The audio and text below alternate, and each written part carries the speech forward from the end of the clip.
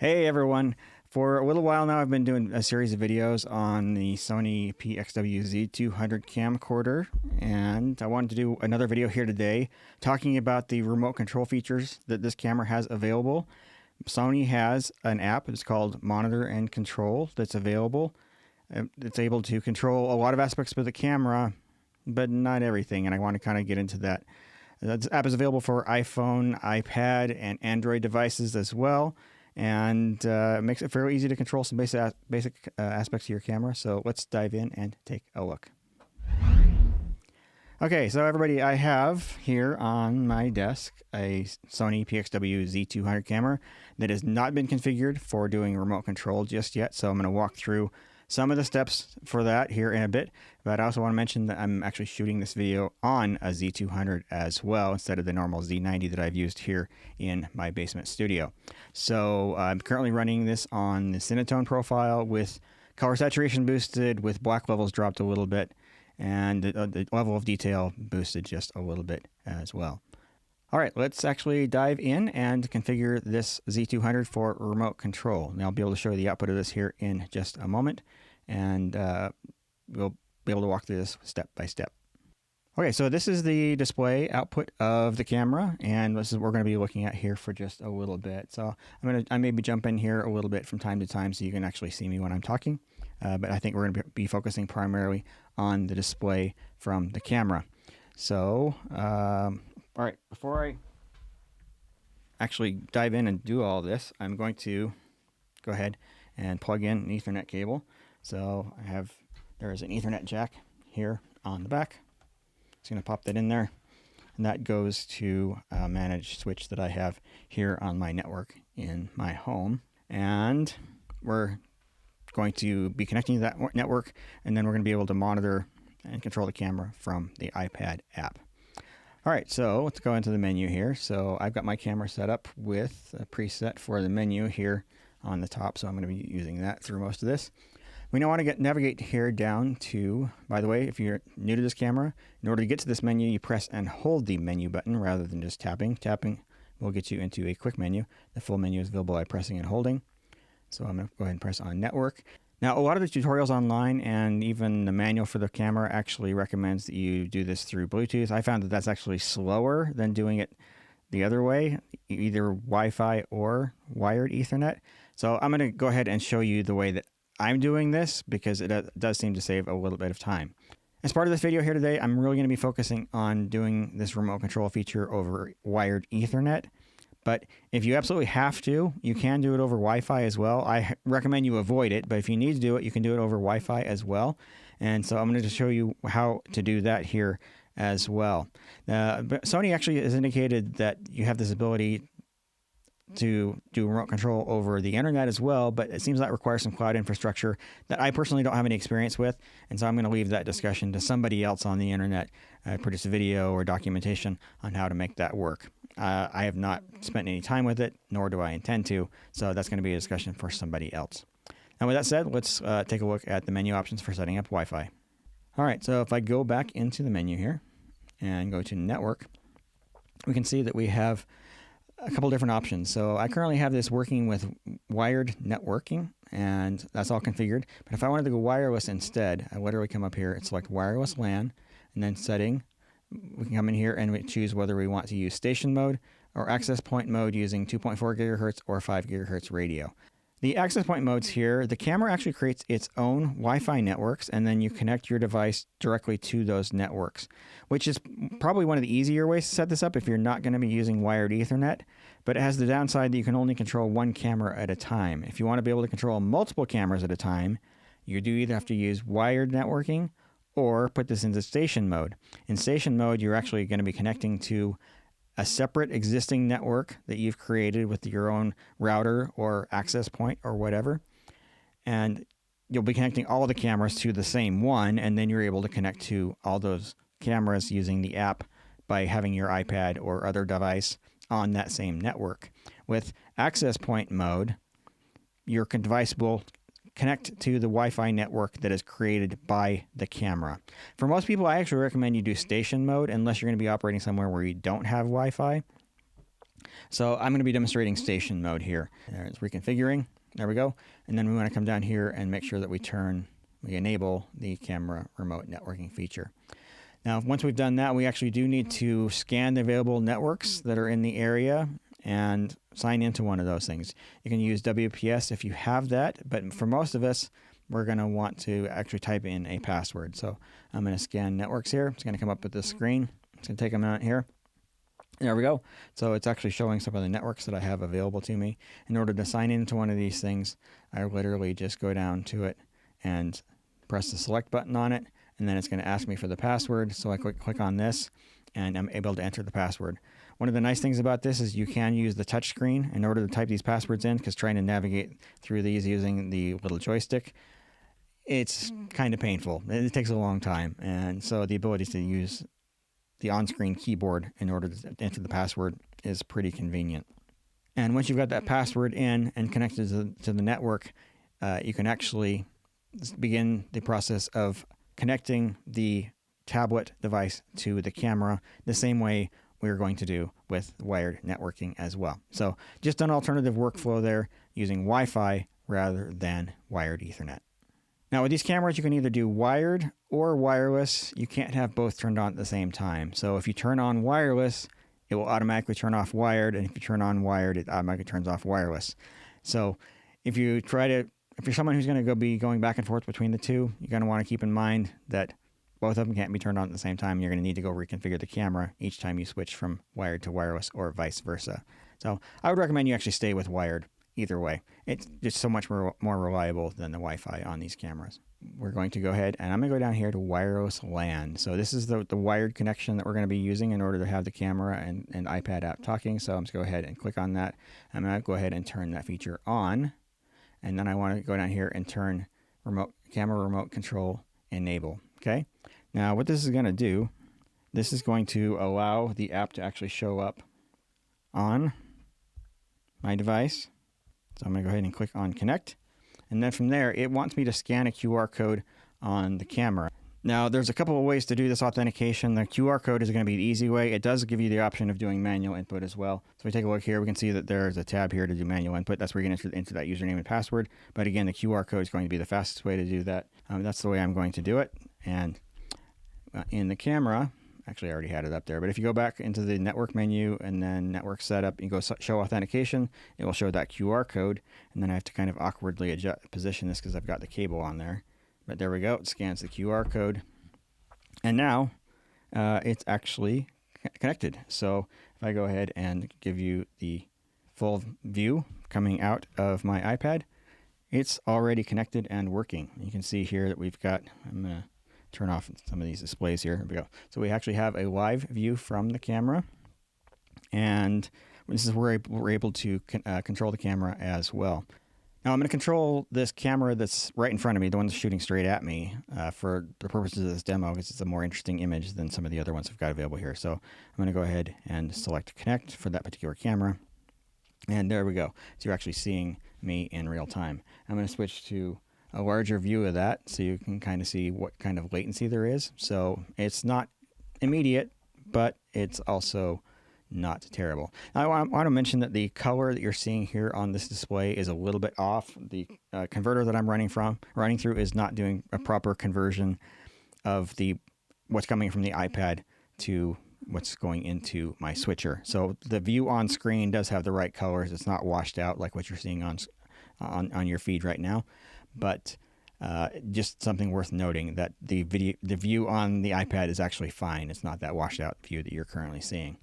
All right, so with this actually up and working, I'm going to kind of take you through a little bit of a walkthrough on the features that are available here in the app. So as you saw, we were on this menu initially for connecting, and now we're in the monitoring screen. So from here, we've got that real-time view, and you can do different overlays. So here I've got a waveform monitor, and I can turn that on and off with the button that's up here on the top of the window. I also have it set up where I can do a histogram, and then I have another button here set up for doing a false color display. And if I don't want any, I can just toggle all of them off like that. Now you can actually customize which of these you want to have available to you, and that's done through the tool menu here. So you can see the different options. We've got the waveform, histogram, false color, zebra, de-squeeze, setting aspect or showing aspect markers, showing the aspect safety zone, showing grid lines, and then if you wanted to rotate the image for whatever reason, you've actually got that option there as well. You can choose up to 3 of these for display up top, but you can actually turn these things on and off without having them on the toolbar. So there, for example, and turn on zebras. Nothing in the image is actually, well, it looks like my forehead's hitting the 70% there. But yeah, you can turn these on and off without having them on the toolbar. So if you wanted to have a cleaner look, you can actually turn all of them off. There you go. So it doesn't show any of them. But I personally like to have waveform, histogram, and false color. Although you can kind of break it up and do something a little bit different. At the top of the screen in the center there, we've actually got an indicator showing the name of the clip that we're about to record, as well as the current time code. I've got the camera set to use the current time of day as the time code, so that's why you're seeing that 1600 there instead of a time code that's starting at 00. So just the way that I happen to set it up, you can do that however you want, obviously. Now, if we move over a little bit further to the right, we can see a little display there indicating how much time we have remaining on the battery. I'm taking my display down here for a moment. And then we have an option here to control whether we are viewing a high resolution or a low resolution version of the display. So if I switch it to low there, you can see it gets a little bit lower res, but it's not terrible. If you're working on Wi-Fi, you're most certainly going to want to use the lower res version. If you're working with 4 cameras, it doesn't really matter much because when you go to the 4 camera view, it kind of automatically goes to a lower resolution view. So this is really just meant for viewing the camera view here on this particular screen, full screen for a single camera. The next option we have here is how we set different options for setting the autofocus. So I currently have it set for tracking autofocus, which is basically it's going to follow a subject through the screen. And if I want to click on this, I can choose whether it shows a white or red box for that. We can also set focus. We want to focus on specific areas of the frame, and then we can turn the tracking mode on and off. Now, what that's actually referring to is not just the autofocus feature within the camera. It's actually referring to using the touch screen to focus. And on this, I can literally just tap on a part of the picture, and it will focus on that, with the exception that I have it set to currently prioritize people over everything else. So as I'm tapping on other things, there you go. It may or may not lock onto them depending on what your options are set to. But either way, you tap on something in order to track it. If you have multiple people on screen, you literally just tap on the face of the one you want it to track. It will stay locked on them as long as it can, and then for some duration of time afterwards. Now, in the upper left corner of the screen, there is a button there to turn off that focus lock that you've set, and go back to letting the camera decide what to focus on. So you've got the option to specify what you want to focus on, or let the camera figure that out for you. The next option we have here is a display option, and that just cycles between the smaller display with an overlay, bigger display with an overlay, and then big display with no overlay. Then additionally, we have a button here to lock the screen, so you can tap on it all you want, and it doesn't actually really do anything. So where things actually get interesting here is across the bottom of the screen. And this is kind of what I wanted to focus on a little bit more. So we've got several different things here that we can control. And in order to control one of these aspects of the camera, we literally just tap on it. So currently we're set to autofocus, but if I wanted to change that, I can tap on that option there on the bottom of the screen, and it pops up this menu where you can select between autofocus or manual focus. You can turn the autofocus assist on or off. Turn that back on. There we go. I control which portion of the screen it's actually going to be focusing on. So in this case, I've set it to wide, so basically most of the screen, or we can do a specific zone, or we can go to spot focus. Then we have whether it's going to prioritize people in terms of autofocus, or only focus on people, or it's just going to do general autofocus across the entire thing and try and figure out what the subject is, whether it's a person or something else. So I'm going to go back to prioritizing people, because that's what we're shooting here today. So next we have here the AF transition speed, and I can kind of drag that around, and that basically sets how quickly it will transition from one subject to another when it's an autofocus. So if you got 2 people on the frame and you want it to go from one person to another, you can slow that down if you want to do kind of a rack focus, or you can have it be very responsive and turn that up. The next thing it has here is the AF subject shift sensitivity, and that's how quickly it will automatically jump from one subject to another. So if you're shooting people, the camera doesn't recognize a person any longer. How quickly will it adjust to focusing on something else and tracking that? So we've got all those options there in the autofocus menu. Next one we have here is the iris menu, and as I tap on that, you can see that there's an auto and manual option there on the lower left corner of the screen. But on the right side of the screen, I've got a slider here, and as I drag that, you can see the image actually getting darker. Now, I mentioned that most of the options here that we have for controlling the camera are applied in real time, and so you're not having to confirm or hit a save button or anything like that. It literally will just go as soon as you press that button or control on screen, right? Okay, so iris, that's about it. So you got auto, manual, and then when you're in manual mode, you can turn that up and down using your finger to drag. Here we have the ability to control the neutral density. So if I press on ND on, there we go. We can see that it just engaged the neutral density filter, and I'll just go ahead and turn that to 1/4 instead of being 1/27. So you sort of see me, but we can also set it to auto, and we can toggle between variable and preset. I'm going to turn it back off again. There we go. We don't have so much light in this room that need an ND filter, but again, you have the ability to control that ND filter here from the app. Next, we have gain. If I click on that, you can see, again, options to toggle between auto and manual in the lower left. And then on the right side, drag up and down.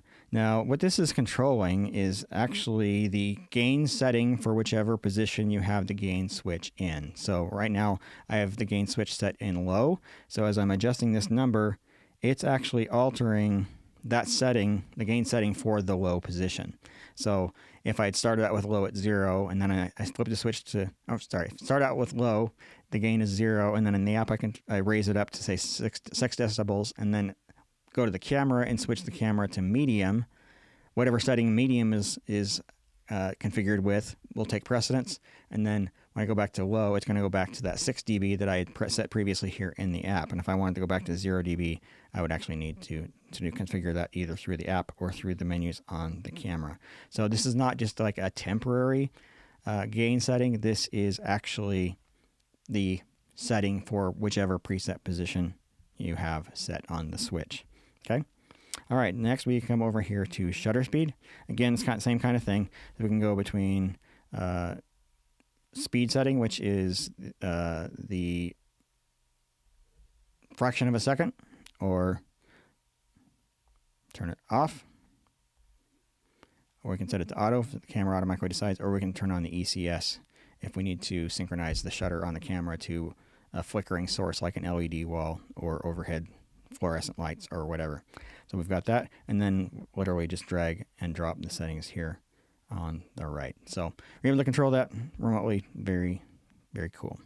All right, so next we actually have the white balance option on here. Now, this does not allow you to select between preset and the A and B positions that are on the camera.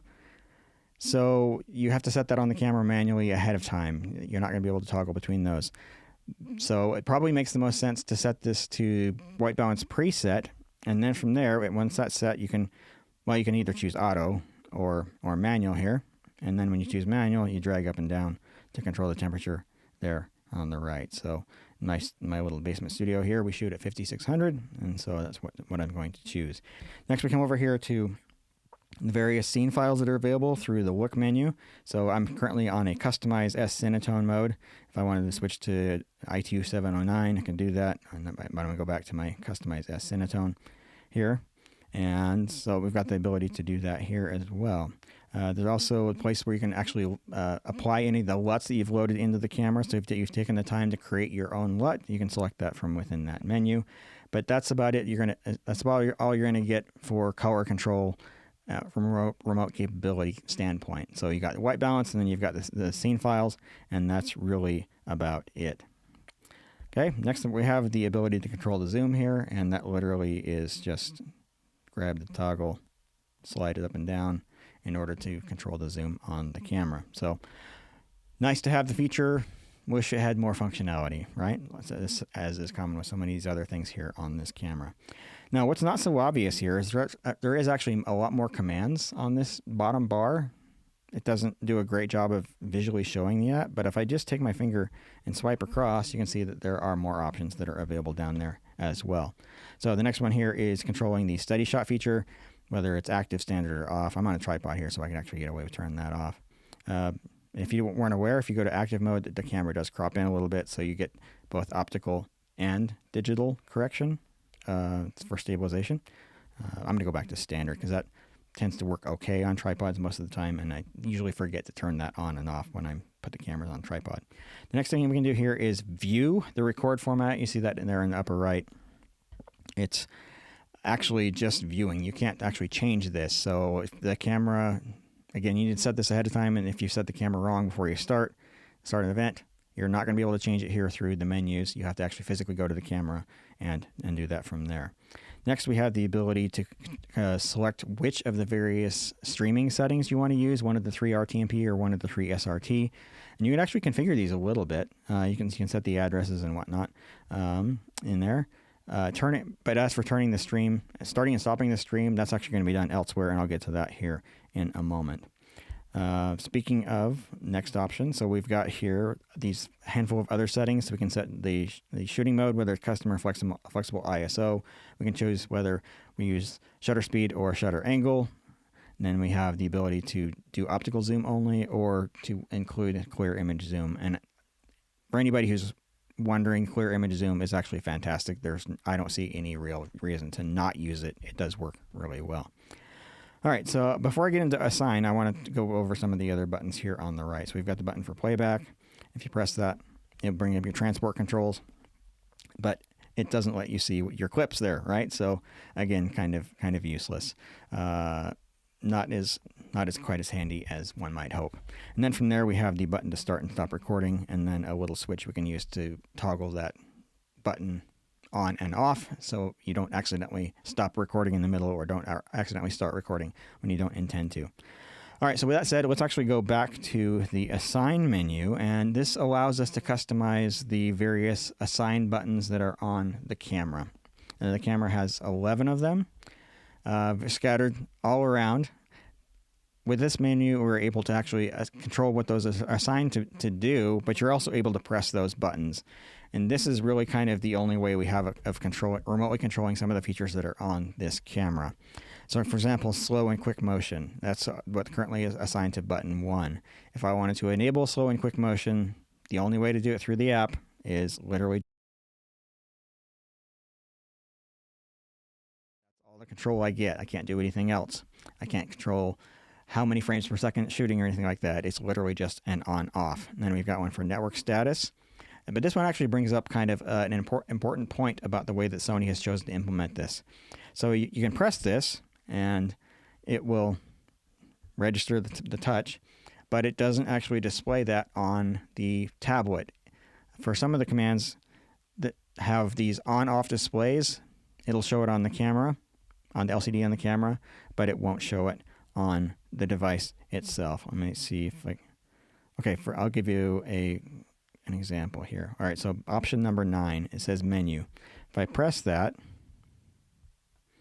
it's not showing the menu on the display here. But as I look up on the camera, pressing that button does turn it on and off. And it also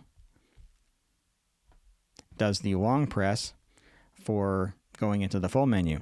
But what you don't have is the ability to actually navigate the menu and do anything with it. So pretty limited in terms of the functionality that you get with some of these commands. So it's nice that Sony has included it, but I don't find it to be quite as useful as one might hope. So that sort of summarizes what this app is. It's cool that you have this capability and have the ability to control some aspects of the camera, but it really is pretty limited in terms of what it's able to do.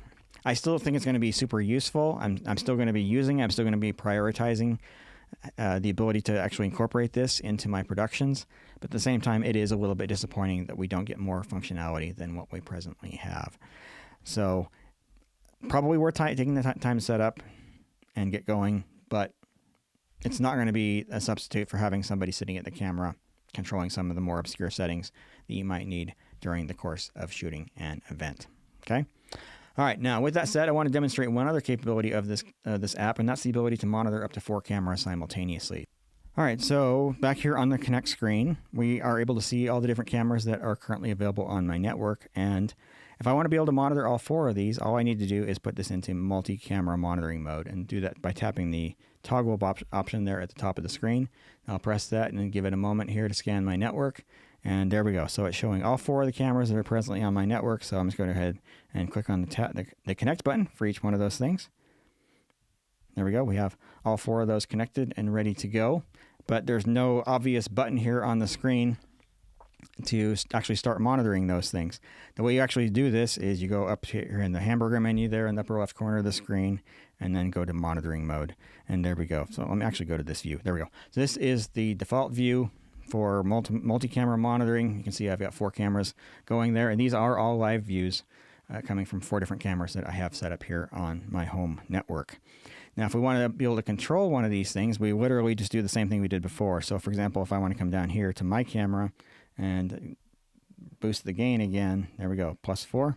There it is. So it's actually doing that in real time, and I don't have to necessarily go into the individual camera view in order to get access to some of those more common features. It's a little bit more limited than the full display, and it does not allow you to navigate and swipe through the different options there on the bottom of the screen, but it's nice that you're able to see at a glance up to 4 cameras at a time. There are 2 different views here. There's this one, and there's the one that I kind of started in here. So this one is a little bit more limited and has smaller windows, so I don't know how useful it is, but you do have the option to do either of those 2 views. We do have the ability to actually go in and view a single camera from here. So if I want to tap on the lower left and go to the camera here that's ahead of me, and now I'm viewing basically that same screen that we were looking at before, with one exception, and that is the back arrow in the upper left corner that will take you back to quad view. Okay.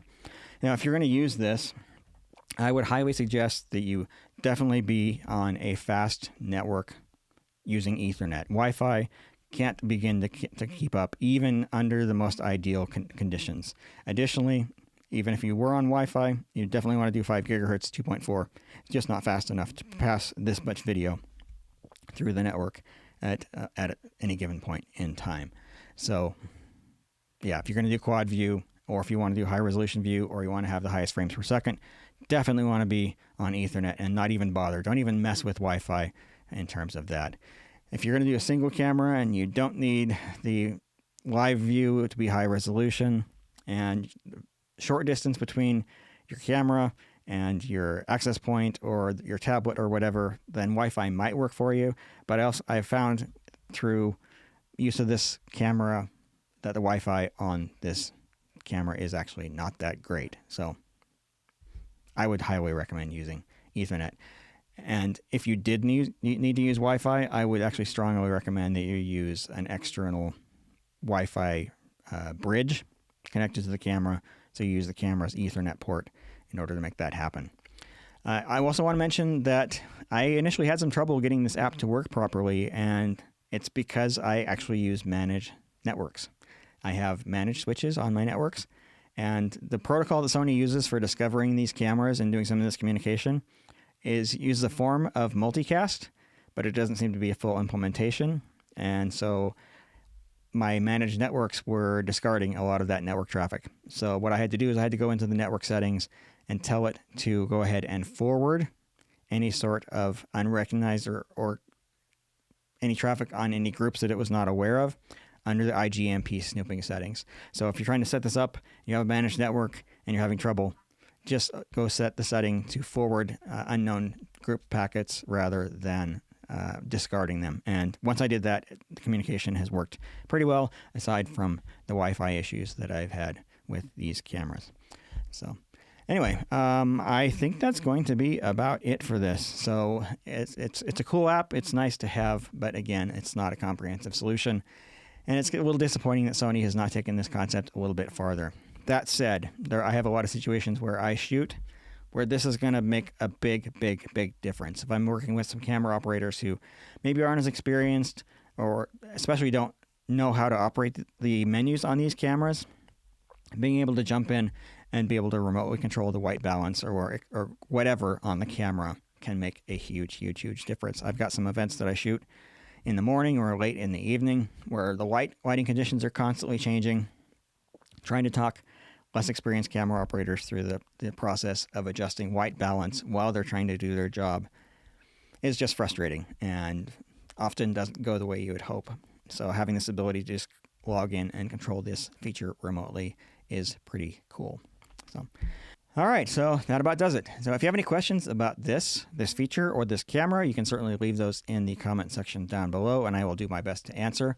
But even better, especially if you want to do a more lengthy conversation, it's better to be joining us over on my Discord server. And a lot of experienced people in there. There are actually quite a few people who have this camera now as well. So you can jump in there, talk to other people who own this thing, see what their experience is like, or if you have an issue with one. A lot of people there are very eager to help, and it's free to sign up. So just go to the link there that's popped up on your screen. But I think that's about it. So thanks everybody for watching, and have a fantastic day.